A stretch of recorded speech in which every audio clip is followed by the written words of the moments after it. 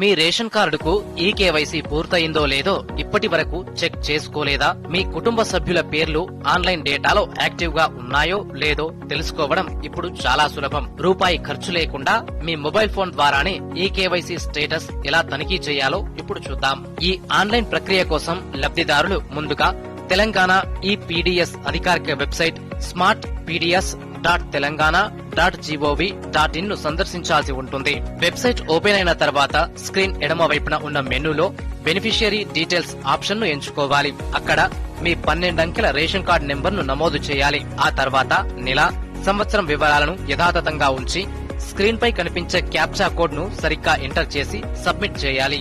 మీ వివరాలు సబ్మిట్ చేసిన వెంటనే మీ రేషన్ కార్డులోని కుటుంబ సభ్యుల పేర్లు, వారి ఈకేవైసీ స్టేటస్ స్క్రీన్ పై స్పష్టంగా కనిపిస్తాయి. కార్డులోని ప్రతి సభ్యుడి పేరు పక్కన కేవైసీ వివరాలు నమోదై ఉంటే మీ ఈకేవైసీ ప్రక్రియ విజయవంతంగా